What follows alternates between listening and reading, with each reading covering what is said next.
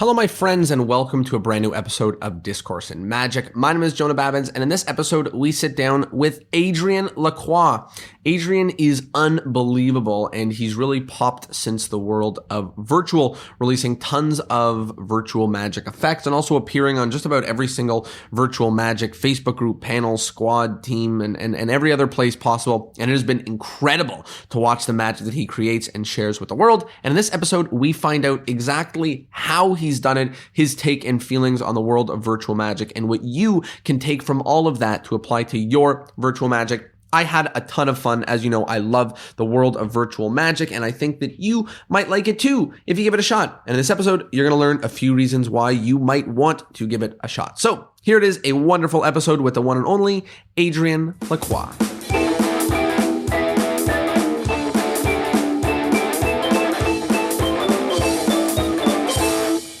Adrian, how are you?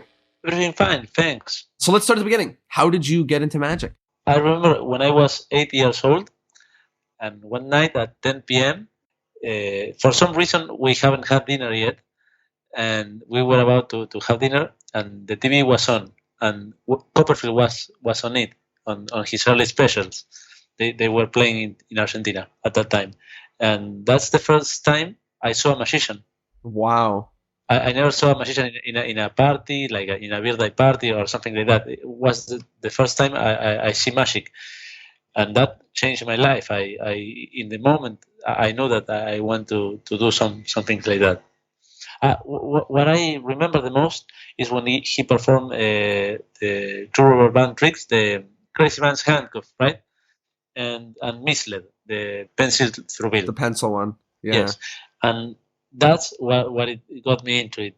I just love the concept of being able to perform a miracle with elements that you have at hand, right, in your home, like a pencil, a bill, and you can do crazy stuff. And that was get me into it. You know, it's amazing that he did this whole special where he spent millions of dollars or hundreds of thousands, I don't know, making cars and trains vanish. And the part that everyone remembers most is when the pencil went through the little bill, you know, like... You know, he says the same thing on the back of the misled booklet. When you buy it, on the back, he says the same. He says, I spent a lot of money doing these great illusions, and people came out from the theater talking about the pencil and the bill. Yes, but... It's wide. It's a really strong moment, because you can relate to those elements. Right, and you understand the impossibility. Then the other tricks, people think, okay, they have special effects or boxes or lights and mirrors. I don't know, but that is amazing. Yeah, I feel like almost with the size, there's more options. You know, maybe there's more possibilities of how it could work. But you know, if it's very small, Yes. It feels like there's less possibilities. I don't know if that's true. Because close-up magic is always strong, because you can see it like right in front of you, right? And when he performed those tricks, you feel, even if it was a big theater with many thousand people, you feel like he was performing right next to you. Right? Yeah. So, and on the TV, you feel that too. You know, it's amazing. I know I got into it through Copperfield as well. So it's incredible how many people he affected and Yes, yeah. I'm 36 years old, so I think our generation. Well, I was 8 years old when I see him performing, right? And so I think many people from our generation grew up watching him on TV. Grew up watching him on TV in the 90s, right? So talk to me about kind of the next few steps of your journey. So you saw magic on TV. It was unlike anything you saw David Copperfield. How do you move forward from there? This is an interesting thing, because this story that I'm going to tell you now, I didn't remember for many years until this year. I started going back, trying to figure out my early steps into magic, and I remember this story. When after I've seen Copperfield, I start getting into magic books for kids and magic kids, right? I remember in a kids magazine, they had this section with some easy tricks that you can learn, and there was the matchbox trick. When you place the matchbox in your hand and the matchbox start moving by itself, and then you can turn the matchbox and it opens. You have a thread, like a thread below your hand, and you can animate the matchbox. I remember I went to the school, I performed that for my friends, and when we came from the break to the class again, a friend of mine was looking in my backpack, and he removed the matchbox and the thread, and he was showing everyone how that works. So I didn't remember that, but because of that, I stopped performing magic for anyone. Just keep learning by my own and doing for maybe for the family, for my grandmother or for my uncles. But I stopped performing for other people. And then when I was I think 15 or 16, maybe 16 years old, another night doing zapping on the TV, I just came into this guy who was performing magic on the street. They were playing street magic, right? The first playing special, and I couldn't believe the reactions that the people was having, right? And the day after, I went to the high school with a deck of cards, and I started performing for my friends. They were having the same reaction. So from that day on, I never stopped performing. It's amazing that sometimes the things we see on TV and in media, inspires us to get started, but then sometimes the magic that we see kind of gives us the confidence again to go and do it. You see like you lose your confidence when someone goes, I was just a thread, he was a fraud the whole time. And then you see, it working again, and you see the magic working, and you say, you know what, like, who cares? Or maybe I'm better, or whatever it is, that goes through your mind. It also depends in the time of your life, right? Of course. When I was 8 years old, I didn't have the tools to fight against that, right? Now, if someone says, okay, he has a thread or he has something, I just don't care. I just keep doing my thing. So, yes, it was pretty early when that happened. And I spent many years just learning by my own. And by the way, when I was 13, Copperfield came to Argentina, and that was the first time I see a magician live. Wow. So he was the first time I see on TV, and then the first time I see someone live. Wow. That's amazing. And, it's just incredible how some of these figures, David Copperfield, David Blaine, Chris Angel, many of these people now, Justin Willman, but just so many people through the range that push people or bring people back to the world of magic. So it's very exciting. Talk to me about kind of the next few things. So then after you saw David Blaine, you went back to school and you were trying it again. It started working. What did you do? If you decided you're going to do more magic, what does that mean? I started performing magic for everyone after I saw the street magic special, right? And that's how someone saw me doing magic and asked me if I want to work on his restaurant performing like table hopping, right? And I was 17 years old, and I was not allowed to be in the restaurant because it was a work at night, and they sell alcohol there, right? Like drinks. But I started working there, and that's how I learned. I learned all on my own. I learned all the basics on my own and how to work. So it was trial and error. Did you do mostly restaurant magic, or how did you get into the magic business? What did you do? Because of working at the restaurant, people want to hire me for their birthdays, right? Or other parties. Then I start doing those works, but I need to figure out how to do. So at the beginning, I just went there and do like 40 minutes of card magic, and nothing has to do with anything. So it was I was trying to adapt, and at that time I haven't had those many resources to see other magicians. We didn't have internet as we do now, right? There was no YouTube or many shows. Maybe we have here 3-4 magicians that has been working, but they didn't do theaters. They did private parties or something like that. So it was difficult to see one of those well-known magicians from here on a theater, maybe once in a while. So I need to figure out all those things by my own, and that's how I start. And then in my 20s, I've seen Darren Brown, and because I didn't like that much mentalism at that time. I performed a few effects, but I didn't like much. But mainly because it was boring. The mentalist I have seen that they were boring. So this new brand of performing, the way of performing that Darren showed us on his specials and on his show changed my mind about that and really get me into it. And the last few years, I've been performing mostly mentalism, but I don't like to define myself as a mentalism. I like to say that I am an illusionist, so I can do almost whatever I want. One thing that's always interesting to me is oftentimes, not always, but oftentimes in the story or in the journey of a magician really getting into this, there is some in person, either mentors or community or something like that. Did you find any of that, or has it really been completely you on your own learning with little bits and pieces here and there? Mostly on my own, but I started working in Adrian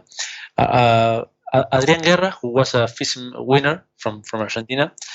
He opened a restaurant with a theater, a magic theater, right? So people came there every night to have dinner, and they were magicians on the tables, and then the show.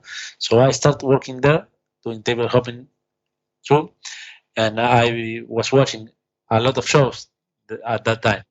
That was when I was almost, I think, 22, 23 years old. So I started watching a lot of magicians. Then I started working with another magician from here, from Argentina, on his magic school, and then I helped him on a few shows that he was doing for a few years, and I keep learning. I was watching how the things are on the backstage work and all the things that you know. So I was trying to learn every time that I have the chance. Not that long ago, maybe 2 years ago, Chris Angel came here to Argentina, and I went to see his show like 3 times because I want to see the difference between the first show, the last show, the shows in the middle, and I didn't.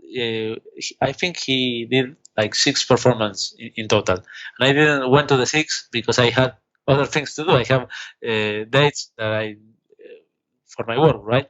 But if I could, I will go to every show so I can learn about the problems that he can have on the stage or something like that. So every time I have the chance, I try to learn. And I think obviously that's something that everybody can take from this is any opportunity you can to just surround yourself with as much magic as you possibly can and as much people who know what they're doing. Yes, and try to find out. For me, what is the key is try to find out the people that you admire for some reason, that you like their style or the things they do. I don't have that background in history of magic because I learned by my own, and I didn't learn in the proper way. So I need to figure out things, right? There is no proper way, but there are some better ways. If you have a great foundation, so you can start building a better thing, right? So if you need to figure out those things by your own, maybe you spend much more years trying to figure out, and you can learn faster with a mentor, right? The process I have was this: like I've seen someone like David Copperfield or David Blaine or Chris Angel or Darren Brown, and then I try to backtrack the people who work with them. So I started studying the consultants they have, the work they've been doing. It's like reverse engineering is the term. Yes, like doing something like that, like from the thing going backwards. And then when you find out who those people are, what you like, get all their books and learn, or is there, or do you try to communicate with them? No.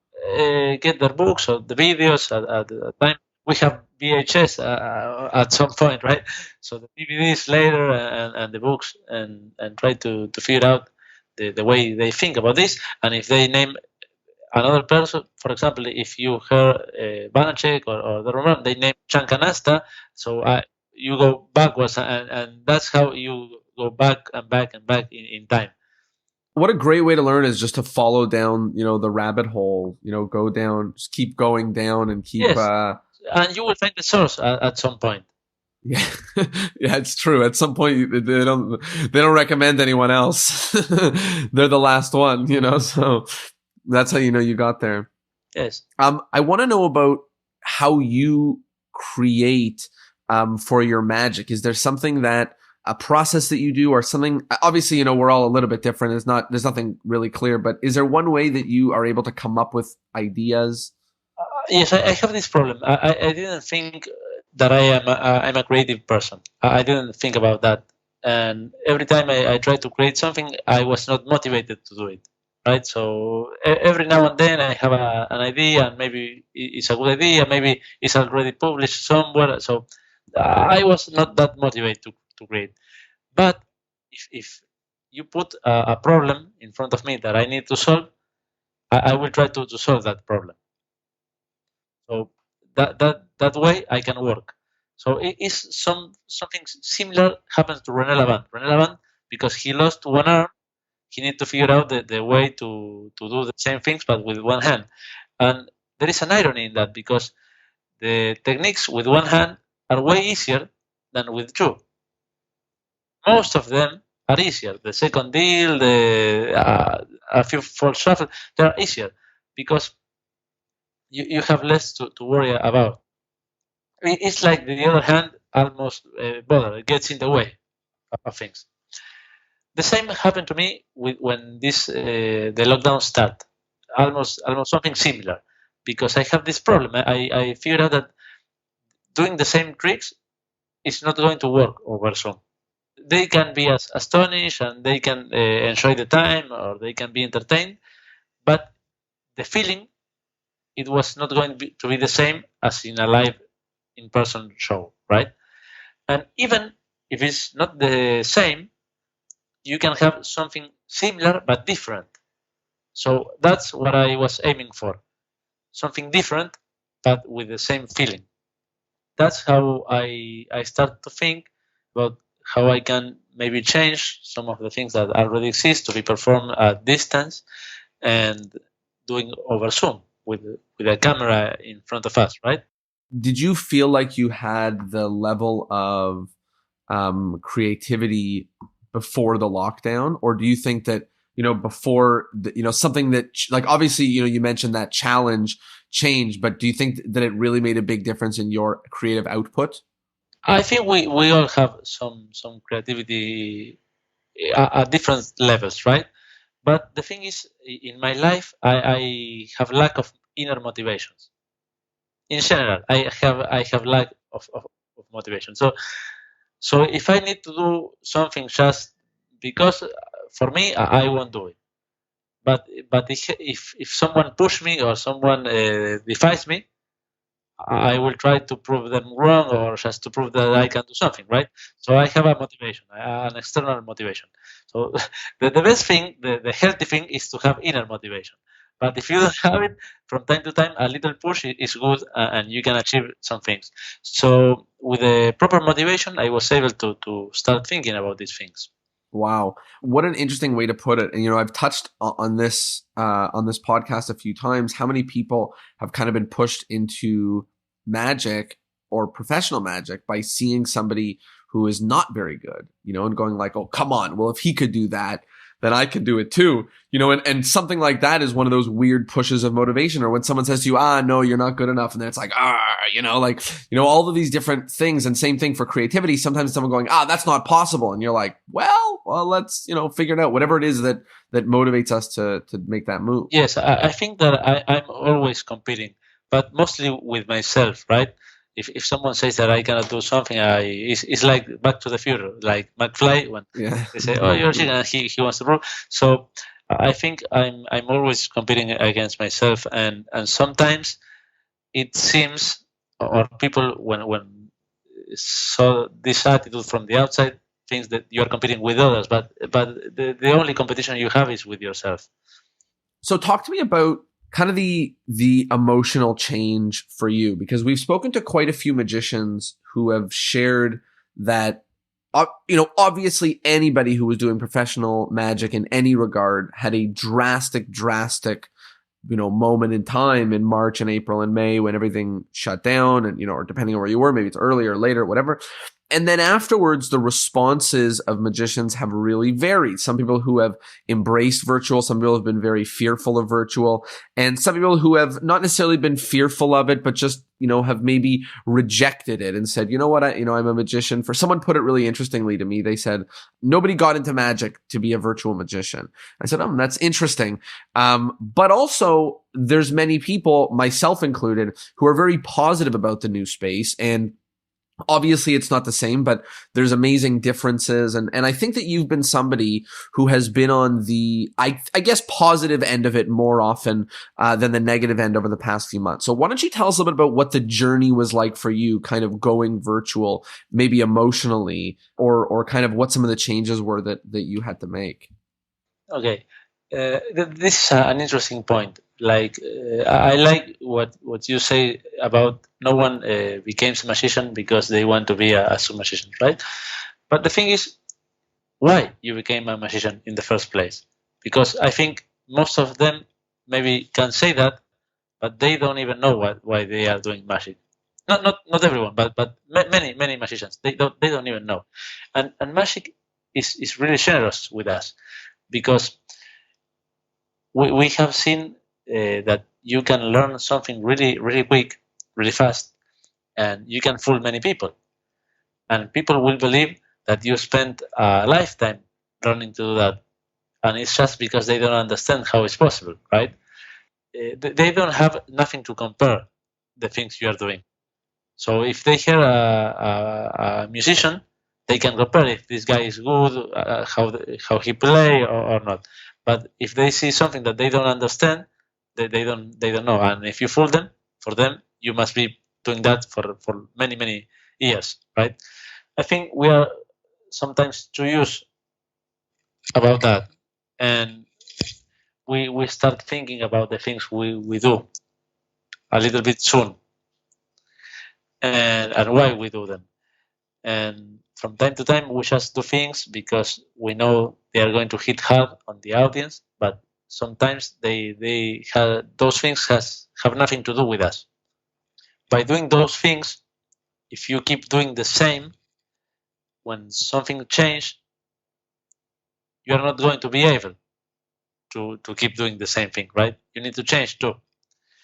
It's difficult for us to change because we are creatures of habit and we are used to the old ways, right?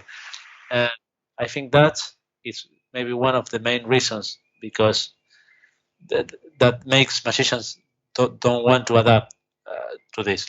And also, when this started, many of us just thought, okay, this is going to last 1 month, 2 months, right? I can live 2 months without doing shows, without performing. I'm going to be okay. But then it keep going, and now we've been like 8 months like this, and it seems that we are going to spend maybe one more year, right? Who knows? And even if this ends tomorrow, the virtual shows are going to stay. It's going to stay. Even if it ends, the pandemic ends tomorrow, this is an alternative way of performing, right? And it will allow many performers to do things worldwide and to engage with some fans that before this they weren't able to see them on a show, right? So I think we all need to adapt and to change. But it's easier to watch someone else do something and then copy that and do it in your regular basis than to sit and start thinking and work hard on how you can change things and do something different, right? And there are not many people that are willing to do that. That's what I think about this, and there are other people that don't understand the platform at all. They think they can keep doing the same things and it's going to be okay and people will react the same way. And for me, it's something completely different than the things we were used to. Yeah. Someone said something interesting to me about marketing, And it was about people who teach like courses and stuff. And they said, the quote is, people pay me a lot of money to think for them.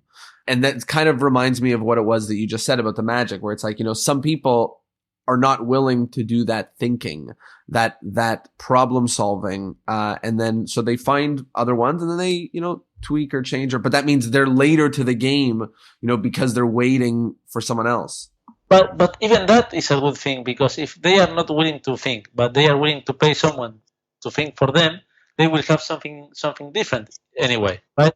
So even that is a good thing. But the problem is when they just want to keep doing the same thing, and they are not willing to change or adapt, and that's how thing stops, right? And we need to move this forward.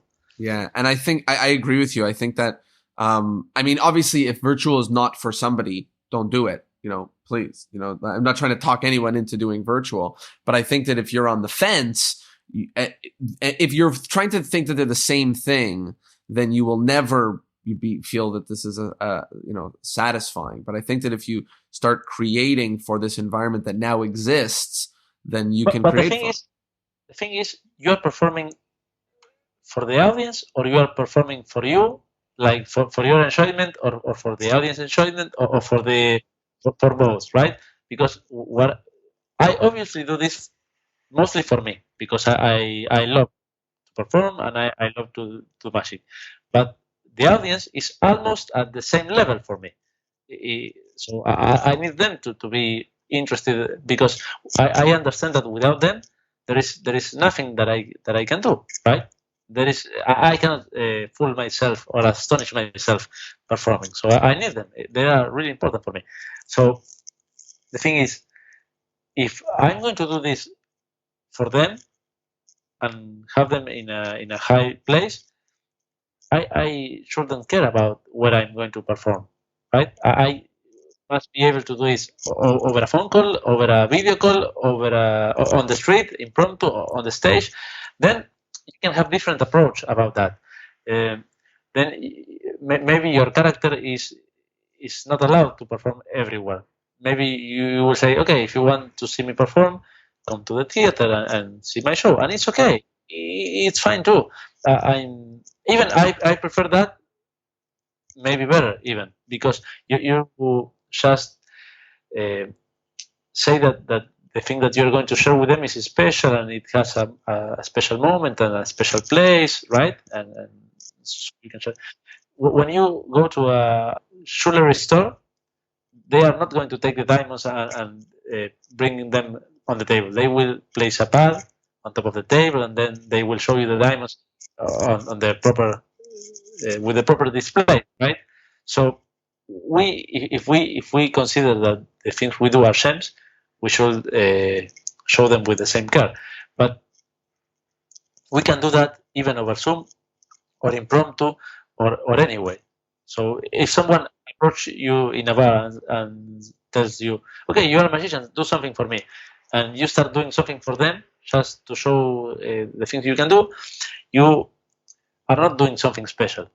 If you say, you know what, I cannot do something for you now because I need a special place and I need this and that, so you can feel the experience.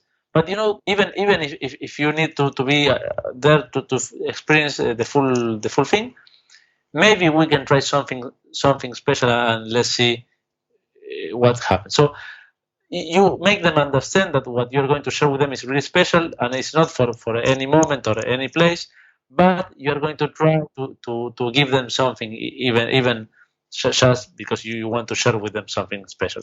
So you can adapt what you do to create that image of the things you perform in their mind.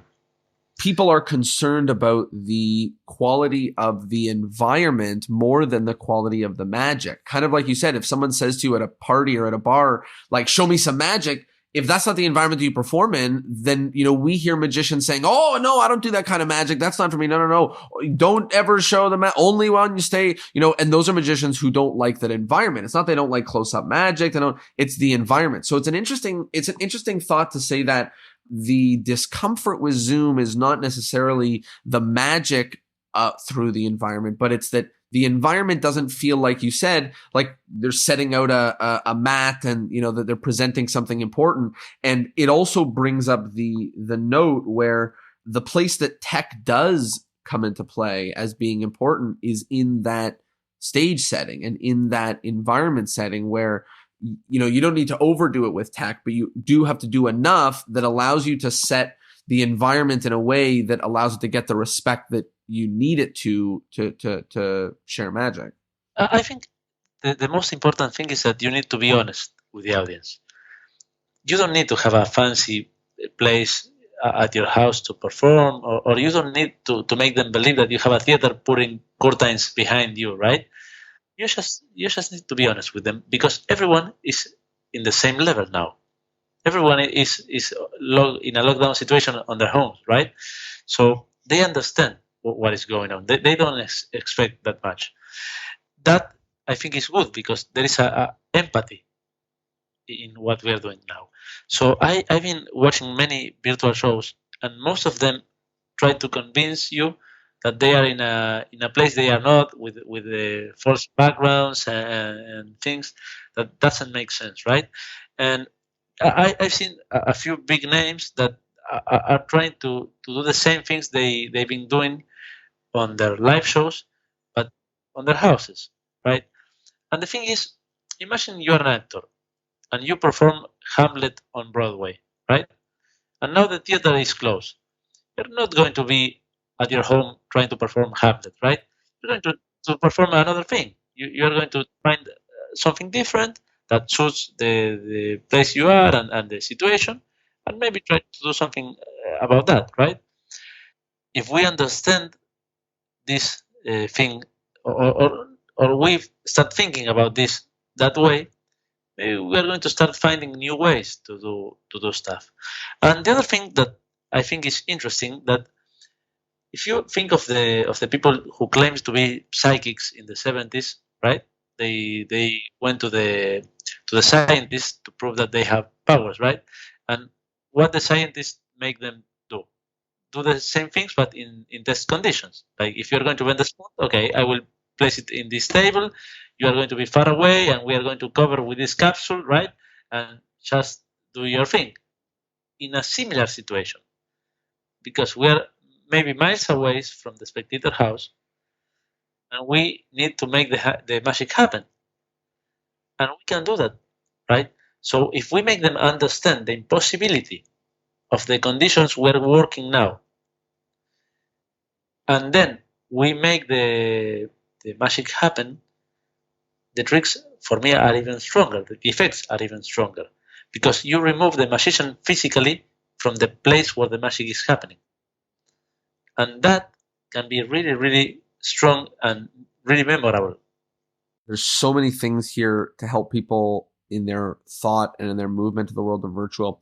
The first thing that I really like that you said is that, like, you know, they are not disappointed about the pandemic. Like, they know, you know, they're in the same situation. So when I do a magic show that's not the same as an in-person magic show, they're not disappointed by the comparison. They are aware of the situation. So, and I think that that's really, really valuable, because sometimes magicians are thinking like, they prefer the real situation. It's like, yeah, we all prefer dining at restaurants and going to club or whatever things people do, you know, we all prefer that. And now everyone is so they're with you, and there's a lot of sympathy, which I agree with. And the other thing that I think is such an exciting idea that you shared here is that we have this obvious restriction, which is that it's over there, you know, it's in their homes, it's in their hands, and it's a restriction that seems like such an impossible line to cross, and we can cross it. We can do it. Yes, of course. If you're an actor, you can like, I just thinking out loud now, right? But you can bring people to over a Zoom call, and you have another actors in like the participants, and then you can start improvising with other people, right? And you have situations that can happen, and you can do your thing. You can do it. I've seen a show that it was about virtual dates, and they a couple went into Zoom like they were meeting for the first time. So you see them interact as if they were on a blind date, but over Zoom, right? And you can do those things, and it's easy for the audience to understand that you can do that. But magic, they don't think it's going to work over a screen, or if you cannot control the cars or the things, right? The stuff. So we have something that we can take in our advantage. Mm-hmm. Yeah, it's amazing. I love the way you said it. When people go to see a virtual magic show, their assumption is that they're going to watch a show through the screen.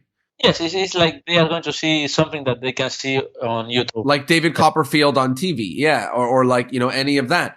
And then instead, we just need to make it happen over there, and that's it. And I love that, like, obvious problem to be solved. So let's talk a little bit about the problem solving. If somebody said, I want to create like Adrian for Zoom. And I know that's a crazy thought, or to even think about anything that way. But how would, what are some of obviously we know the restrictions. We know, hey, it's got to happen over Zoom and is there something that you're saying to yourself? Like for me, I'm always saying to myself, like, how are they engaged and a part of the process? Physically, how are they, a part of it with their bodies? How are they a part of it with their minds? Through what kind of things are you asking yourself to make sure that you're coming up with something in the right direction? I think on first place, what is going to make sense for me to perform. On my in-person shows, I don't do card magic, right? I don't do. I maybe do only one trick with cards. The rest is mentalism, guessing stuff, or predictions and stuff like that. But I find out that the cards are a great tool to people do things on their homes, right? And everyone has a deck of cards, and it's really easy to understand and to be engaged with that. So that's why I don't say that I'm a mentalist. I'm an illusionist. I can do different things. The thing that you do is not important. It's the thing you want to express to the audience, right? To communicate. So the other things are just bridges that you build to get to meet with them. And it can be anything. It can be a card trick. It can be a story. It can be playing music. It can be anything. But you are building bridges, right? That's how I start thinking about these things. Then I try to search the things already exist, and if I found an interesting plot, when I read that you can perform over a phone call Triumph, for me it was interesting because I was thinking like, how is it possible for you to make them turn the cards, right? Fix the cards. And once I have that idea on my mind, I start thinking how you can change it to work over Zoom, how you can add some extra layers of deception. Maybe what I did is to add like a dual reality layer, because spectators see that something is happening on my side of the screen, but something completely different is happening on their side, even if we did the same. So I start playing with those concepts, and then I start thinking how I can apply those principles to other things. So that's what works for me. I don't know. Every person will have a different background and a different tools, right? But the thing is, you need to start at some point doing something. You just need to sit and start thinking how you can start. In my case, was researching, but maybe it's playing with the elements that you use and try to think how you can change those things to be performed over Zoom. I don't know. But the main thing is do something, right? Do something about it. Just don't sit and expect that something will appear or someone will release something that you're going to be able to use. Just try to change the way you approach the things. Mm-hmm. And I love what you said there about the plot. About starting with the plots, about you go and you find a plot and you say, okay, let's figure out how to do this over virtual. And I heard kind of similar advice when someone was mentioning how to work with a memorized deck. I was asking about how to be creative with a memorized deck. They said, okay, take any plot and then ask yourself, can I do this better or differently or in a unique way or something with a memorized deck? And it's very similar to say, okay, does this work over virtual, and can I figure out a way to get people to follow along with me and have this work at home? And I know early, I used to do a self-working Jim Steinmeier trick in person at conventions to magicians. And as soon as the pandemic started, I had to figure out how to do that trick virtually. And it took a little while. And now it's like, it's a big staple of mine is this trick that I'm able to do on those people's screens. But it only took a 1 degree, 2 degree, 3 degree change to make it possible. I didn't have to, recreate sleight of hand. I just had to. Yes. You don't need to start from zero. You have already a building that you need to change a few things, and you will get you will find the solution. And sometimes the solution is not going to be good, and it's okay too. The fact is that you're trying to find something, right? To do something different. And like you said, not every effect, not every plot is going to be able to translate, and some wills. But the thing is, it's not good if you put some restrictions on what you can do or what you cannot. A friend of mine, after I released the Triumph, the Out of This World, and the Any Card at Any Number, told me, okay, now you're going to release every card plot over Zoom. Why don't you come with a Rising card? Because for the idea of getting a card rise from the spectator deck was impossible. But because he defied me to do that, I just start trying to figure it out, and I find a method. I think, and by the way, when I was trying to think about the Any Card at Any Number, I was trying to make it happen on the spectator hands, and I found a way to make that happen. But it was not that direct. And because I want to be as direct as the plot is, just think a card, think a number, and the card is at that number, I thought that maybe to make that happen on the other side of the screen was a limitation that I was putting on myself.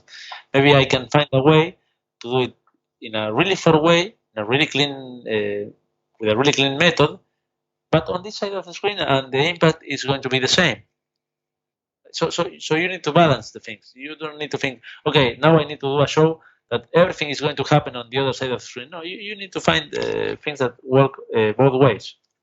One thing that's come to mind here a few times is, you're mentioning obviously like not everything will work. You may try something and it won't work. You may try something and it will work. How is it that you test? How is it if you're trying something, do you try things amongst magicians? Do you have friends? How do you see if something works or doesn't work? I start calling everyone and performing for them. I just start asking friends to join over a video for a few minutes, and I've been meeting many people in these last 6 months that I don't even remember now, because I was performing for everyone, just trying to test the things. I saw you do some of these tricks that we're talking about like months before. I just walked into Ben's room and he was like, hey, this is Adrian here. Look at this trick. And I watched it and then that's it. So I need to test. I need to test them. So I find people that I can test with, and if it doesn't work, it doesn't matter. And I do it many times until I figure out different subtleties and different ideas and different approaches, and I'm thinking about all these things all day long. It's amazing. And I'll also share that the Magic community is so good at giving those opportunities. There are so many like jams and live calls and open mics and just places to get 10 or 20 different performances in of something incredibly quick. Magicians like to fish the methods, and they want to see you perform so they can understand how it works and do them by their own. So you have many people that is willing to see you perform something for them so they can fish. So even that is good because we need them too. So it's a mutual benefit, right? So they maybe learn something in advance before you release it, but they appreciate that, and you appreciate that they were willing to spend time with you and doing your thing. So it's a win-win situation. It's great. And I'll say the trick the interactive trick, the Jim Steinmeier interactive trick that I'm talking about that I tweaked and is now in my virtual show, I tested with magicians first in the virtual space, and it worked, and I had people saying, wow, wow, wow. And I was like, oh, okay, this is a good idea, and some people say, oh, this sucked. I said, oh, okay. A friend of mine, Juan Pablo, released also a version of that trick. I don't know if you've seen it, but it's a really strong piece that works really, really well. And I don't think that I have a major upgrade, but I think I have something that you may like.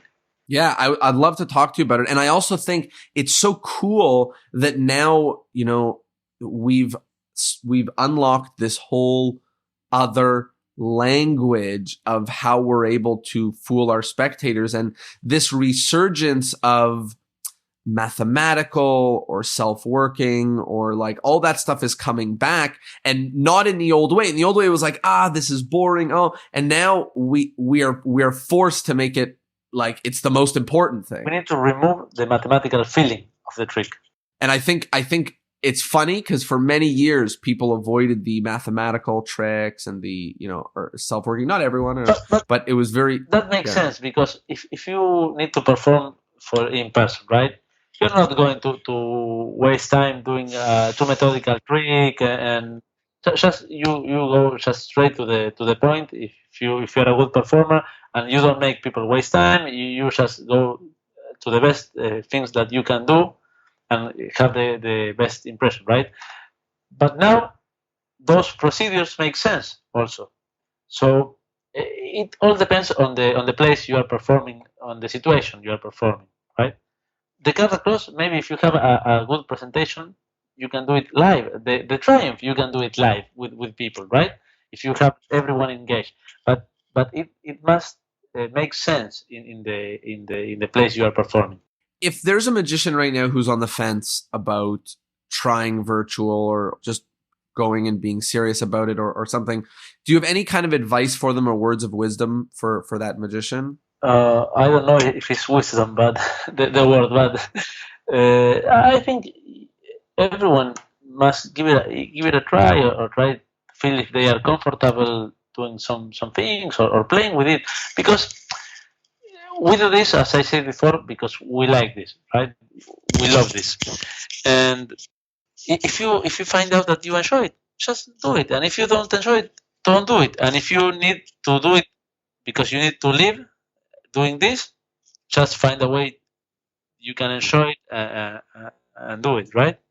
And if not, you can find any other thing to do, and it's going to be good too. You are not obligated to do magic, right? You can do anything else. So I like it. It's great advice. We are getting now towards the end of the episode, and with that, there are a few wrap-up questions that we ask each and every guest. So the first one is the endless chain. In order to keep the podcast going on for eternity, each guest is asked to recommend another person for the podcast who would be really, really great for this kind of conversation. Who do you think would be a really great recommendation? I think Juan Esteban Varela from Chile is a really interesting person you can talk with. He has been performing a show for blind people. He has the show for blind people. So that is really interesting. And he has a lot of knowledge and a lot of things you can talk about with. And he really loves this art. Amazing. And he's been recommended a few times. So he's going to be a great recommendation. The next thing is about modern magic. So a lot has changed, obviously, in the world of magic in the last year. What's one thing about the world of magic, anything that you love, and one thing about the world of magic right now that you don't like? What I love about this is I love many things about this, right? That's why I'm into it. I love the feeling I have when I perform, the feeling people have when they see a performance. I love the way we can do new friends in this field, right? Because you can travel to any other part of the world and go to a magic store, and if they have a gathering, you are going to be invited, and you are going to do friends really quick, right? So it's like a big family. is like a big family. And from time to time, you don't want to spend time with the family, right?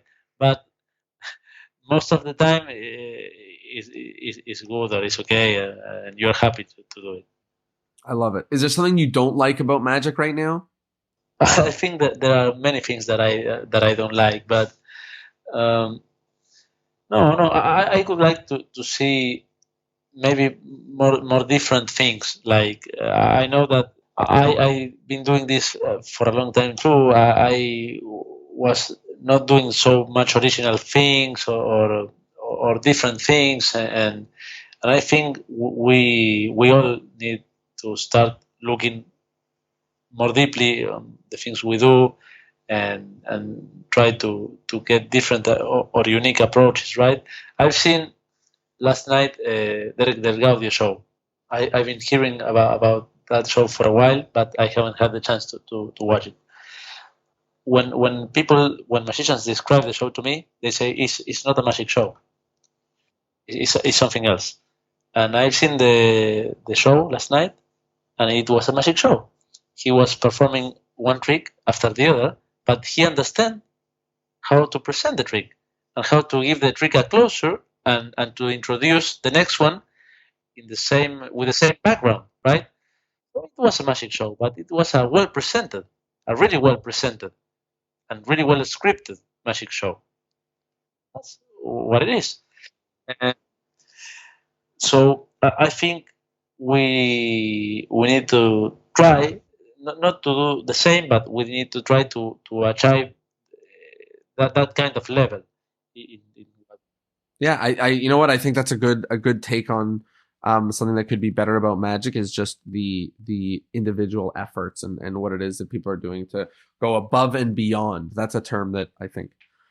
and even if you because many people will say, okay, but people like Derek Delgado or Darren Brown or David Blaine or Coffee, they have a team behind and they have people that can help them with the scripts. And but you can buy a book about scripting. You can do a lot of things to improve yourself. And even if you are not going to get the same level that they may have because they can hire the best ones in the field, you will be able to do something really good, right? Or much better things we are normally doing. So I think we need to start thinking about that a little bit more. That's great. You know, and also right now, it's easier than ever for us to get help from experts in all these specific fields to work on our scripts and our performances and our tech and everything. So to make this point clear, what I don't like is the image we mostly bring to the audience about what we do. We can make them have a best image. We can bring a better future. image about what it is that we do. Yes, about the magic and about the our craft and our art. I love it. What about plugs? Where can people find some of the magic that you are doing? And also, you have a new trick that's coming out very soon. Yes, they can find everything on Penguin Magic. All my stuff, all my virtual stuff is there. They can find it. And the new trick that's coming out is passcode. It's passcode. Yes, it's a trick where the spectator is able to guess your passcode, and then you guess theirs too. And the thing is that you can do it over Zoom or in person, but with social distance, because you don't need to touch their phone at all, and they don't need to touch yours. So I think it's a good improvement of this modern classic plot. Wow, that's incredible. And I just want to say before we get to the end, I want to thank you for creating amazing magic during this time. I think that, like you said, a lot of magicians are struggling with it, and some people can create, and some people need a little bit of other creative juices to help them get going. So I want to thank you for what you've done for everybody. Thank you. I'm the one that is thankful because everyone has been being so kind with me and other magicians and many people in the industry. So I'm really grateful and thankful too. That's so exciting. And the last thing to talk about is a take home point. So people have been listening to us talk about all sorts of things in magic and virtual magic for a while now. If there's one most important thing for people to remember when they're thinking back to this episode, something that they're just to remember one thing, to move them forward, what is that one thing?